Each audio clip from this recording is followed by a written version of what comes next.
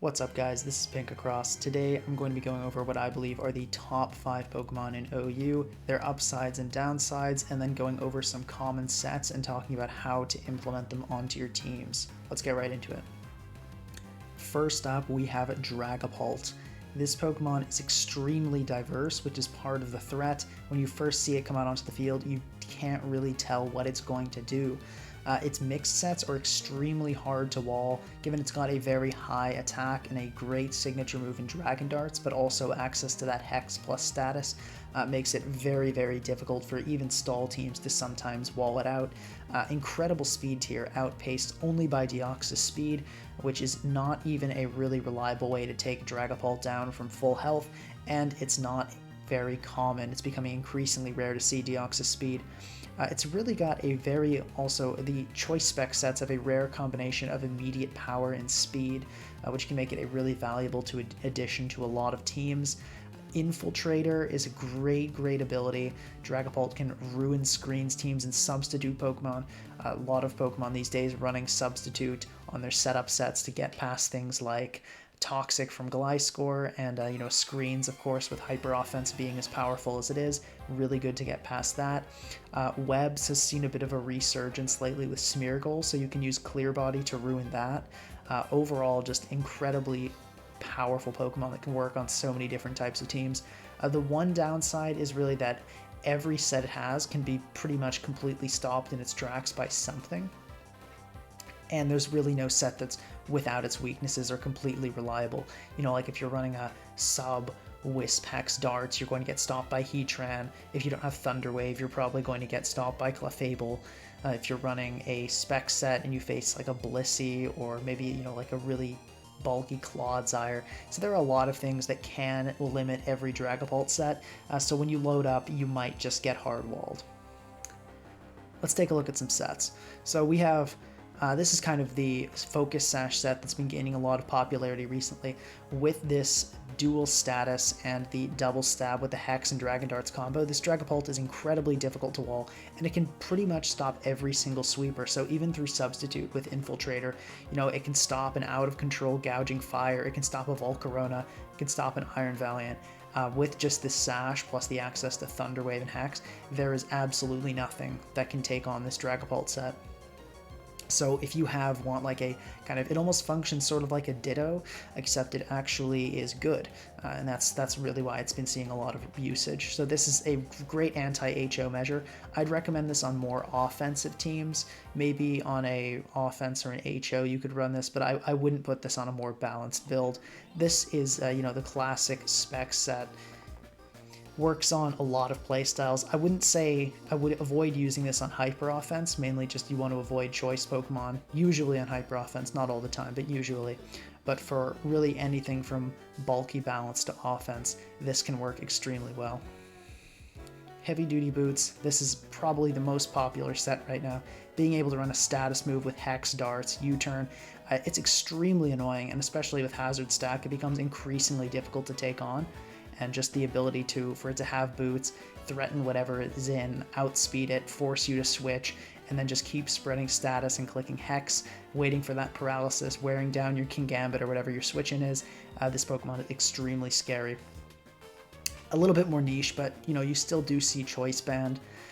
This set's really, if you really need a breaker and you don't have anything on your team that wants to use Terra, I wouldn't say this is very good these days, but it can surprise people, and it's still very effective. It's still a good set, it still has an extremely strong U-turn, and this Dragon Darts can really shock some leads. Now this Leftovers Dragon Dance set, you rarely see it, but with Dragon Dance and Terra Blast, Dragapult can make a pretty fun addition to a hyper offense team. Now one set I want to warn against is Choice Scarf. Don't run this, guys. There are better ways. There are just so many better ways. Run a Focus Sash set. It does pretty much the same thing that Scarf does, being like the ultimate sweeper stopper in theory, but with all the defensive Terra types nowadays, even Scarf Dragapult isn't really going to be stopping a lot of sweepers, so please do not run Scarf Dragapult. I don't want to see any submissions with Scarf Dragapult, or I'm going to be very upset. Next up in number 4, we have Great Tusk. Formerly the undisputed #1 in the early metagame, but it is still really the only reliable moval in the tier. I mean, Cinderace doesn't actually remove, it court changes and your opponent can set hazards up again, and if their team is resilient against hazards like most hazard stacks are, you're going to be in a pretty bad position soon once hazards are up on both sides. Other spin users are pretty terrible, with the second best one being Iron Treads, to give you an idea of how dire the situation gets. I mean, nobody wants to use Quaquaval, nobody wants to use Brambleghast, they're just really bad.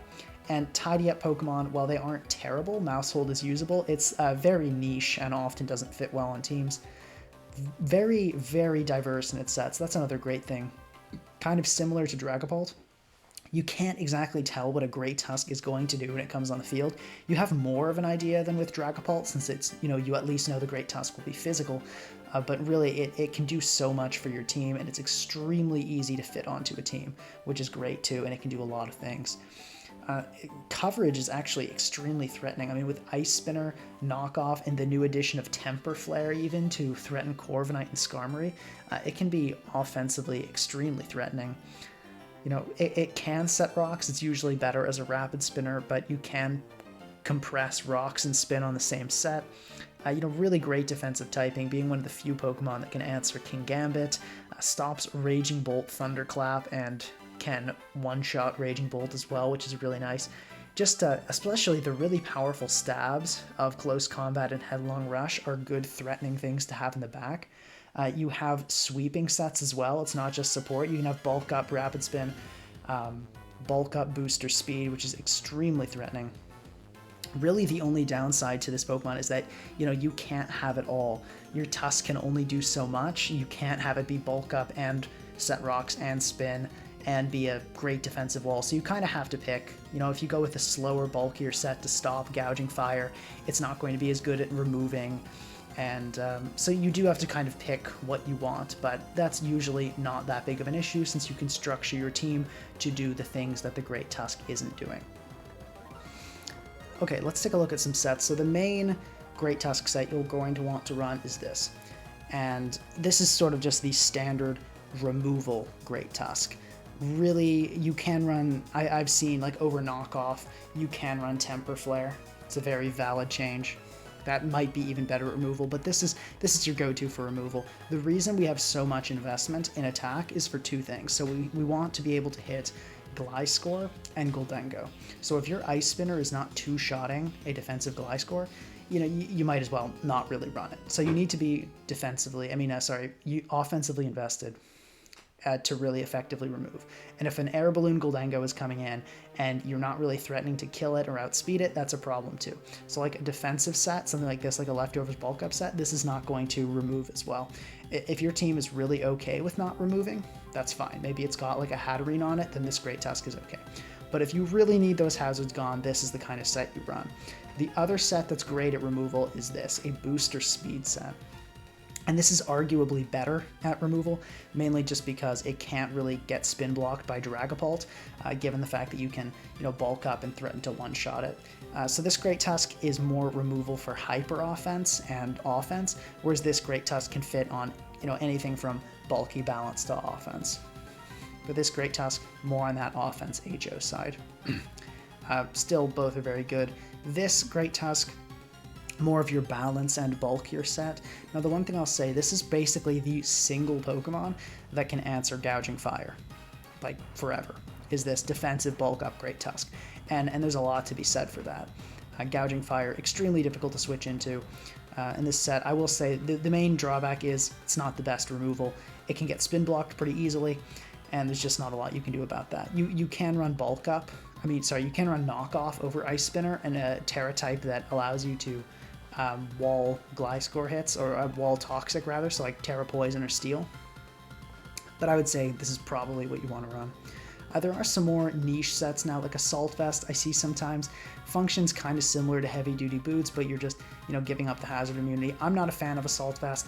That to me seems like kind of a crutch, like you're pretending like your Great Tusk is especially defensive wall, and it's still not, but Assault Vest can work. You have Choice Band, you rarely see it, but it is still a very threatening breaker. And then you've got your Eject Pack, which mostly just used on Sun, but it can be a pretty threatening set as well. In spot number 3, we have Kingambit. And the reason Kingambit is here is not because of its incredible sweeping abilities, it is because of its defensive utility. So it's basically the single Pokemon that can actually switch in on a Goldengo, and perhaps more importantly these days, it can stop a ton of sweepers with a powerful Sucker Punch. Another thing, a lot of people say that if a Kingambit just, it's not sweeping as much as it used to, which is true, but it forces a lot of switches even still. Like if your opponent has a Jolly Iron Defense Skarmory, they still need to switch into that and Iron Defense, and the amount of pressure that puts on, that's time where you could be, switch into your Volcanion, switch into your Raging Bolt, switch into whatever threatens the Skarmory, and they're kind of forced to stay in and respect if you Swords Dance. So overall, even though Kingambit isn't getting a ton of sweeps, the pressure it applies on your opponent throughout the game to keep certain Pokemon healthy and always switch in a certain thing if that Kingambit gets in is really immense. So, take advantage of that, and don't forget that just because it doesn't sweep doesn't mean it was useless. Now, I will say though, as for the sweeping potential of Kingambit, it is worse than ever. New Pokemon like Archaludon, Raging Bolt, and Skarmory, really making it not really what it used to be in the sweeping department, but still just the defensive utility being a rare, fantastic Ghost Resist, its ability to Revenge Kill, make it a incredible top-level Pokemon, but not #1 anymore. So to look at some sets here, this is my standard go-to, so I have enough speed here to outpace Clefable. I don't really worry about outspeeding Corviknight and Skarmory these days, since it's really been the trend to run Jolly or just enough speed investment so that you outpace Kingambit. So I generally prefer to just hit enough to outspeed Clefable, put the rest in HP. And Terrafire is great to deal with Volcarona. You really want to go Iron Head. Low Kick is not very good these days, so we've had some new Fairy types added to the tier. Mainly just and some have just grown more popular, but things like Clefable and Primarina are making it so that it's just not really what it used to be to run Low Kick. So I would definitely recommend, and of course the more popularity of Enamorus due to Terrablast Stellar. So I would go Iron Head on almost all your Kingambit these days. Now there is still the Terrablast Fairy set. I'm not as much of a fan of this as I used to be. This still falls to the common suspects of, Skarmory, Raging Bolt, or Archaludon, and I think sweeping Kingambit is just a lot worse than it used to be. I think you really want to maximize its defensive role. So I would say on all types of teams, and this Kingambit can fit on anything from a bulky balance to a hyper offense, but I would say almost always you want to go leftovers. Now on hyper offense, I do really like Air Balloon, but anything other than hyper offense, you want those leftovers because it's really the defensive potential of Kingambit that's the best nowadays. It's sweeping, just it can't do it as nearly as well as it used to. Terra Dark with Black Glasses, always a thing. I don't love this, and it's actually not even great against Stall, mainly because you just really want that leftovers longevity. But it's still a usable set. And here's a warning: don't put Stealth Rock on your Kingambit. I know it's hard. I know it's hard to team build. I know you want to compress things and put Stealth Rock on the Kingambit, but don't do it. Please don't do it. Do not let me see any team submissions with the Stealth Rock Kingambit. In spot number 2, we have Kyurem. So this is pretty much the only Pokemon on this list that's here purely for the offensive pressure it exerts. So it is defensively decent, actually surprisingly solid. It does well against Meowscarada, Rillaboom, Serperior, resists Raging Bolt's Thunderclap, so it's not terrible defensively, but on the offensive side is nearly unwallable. The Ice Beam, Freeze Dry, Earth Power coverage is amazing. It has that potential to DD, which makes it extremely scary. Even the non-Dragon Dance sets can run Scale Shot to get that speed boost and then run through your team. Only really Volcarona, a HP invested Volcarona and Slowking can safely swap in, which makes it incredibly threatening as well. And just even those Pokemon, really, like Volcarona can get nuked by a Specs Draco. Slowking hates taking Earth Power. Really, it's by far the strongest offensive Pokemon in the tier right now, and especially with Chilly Reception from Galarian Slowking, getting that 1.5 times defense boost with its incredible defensive stats, makes it really tanky and hard to deal with. The only real downside is it is slow and it's an Ice type. Right, so it does need a lot of team support, and it does need help getting in. It can't come in for free, and it often does have to run heavy-duty boots because it's terrible against hazards. If we look at some sets here, you know, choice specs, obviously the standard. Got you can run Blizzard if you pair it with a Slowking, which is very nasty, but if you're not, you know, you got Ice Beam, Draco, EP Freeze Dry, not much to say, it covers everything. You can run this similar set with heavy duty boots. I like to drop Draco for Scale Shot, but you know, it's up to personal preference. You could run Draco Meteor just as easily. I think having that ability to get a speed boost though can be really incredible. DD loaded dice, especially with Terra Blast Ground, kind of a wannabe Excalibur, but it does have a significant amount more bulk, which can be cool. I mean, it's still a threatening set, although as I said, you know, it's really not. It's kind of like a Excalibur, but not great. This set, don't do this, guys. Don't run Scarf Kyurem. If you need speed control on your team, run something else. If you're at the point where you're running a choice Scarf Kyurem, you need to rebuild. Now here in the #1 spot, we have a Galarian Slowking. So this is an incredible special wall. Really, I mean, think about just the amount of Pokemon in the tier it limits. That is Archaudon, Enamorus, Valiant, Glamora, Kyurem, Primarina, Raging Bolt, Superior, and Scouting Dragapult. The fact that it can switch in on all of those extremely threatening Pokemon is just amazing. I mean, it is really, really great defensively. And especially with Terra Water plus Chilly Reception, you destroy Sun and Rain. So those two playstyles just get decimated by Galarian Slowking. And the other amazing thing is just the combination of Regenerator with that low speed and Chilly Reception. So you can get almost anything out onto the field without much cost, and that is a huge deal because all of top level play is about minimizing risk and, you know, minimizing that need to predict. And that's what Glowking does better than any Pokemon in the tier, and that's why I firmly believe it is the best Pokemon at OU, and I don't think it's close. I think it is noticeably better than Kyurem, the #2 Pokemon in the tier. It gives you an instantly improved stall matchup as well. You can use Future Sight Pressure to get in kind of whatever Pokemon you want whenever, and just being able to switch in on so many things, and Chilly Reception to safely transition between Pokemon is great too. You know, of course it's a poison type, so it has that absorbing T-Spike ability. Just overall, extremely well-rounded Pokemon that can scout so much of the tier. Especially just being the one really easy to fit onto a team Pokemon that can switch into Kyurem is incredible too. The only downside is that a lot of top tiers threaten it. So if you look at this list, you know, we have Dragapult, we have Great Tusk, we have Kingambit, and there are a ton of dark types in OU right now. Like, there is an insane amount of dark types, and it really does hate knockoff as well. So that does limit it, but not enough to prevent it from being incredible. To look at some sets here, this is what you should be using for the most part. Heavy duty boots, pretty standard here, you know, but there are a lot of things you can do with this set. You can run Thunder Wave, you can run Ice Beam, you can run Psyshock, you can run Toxic.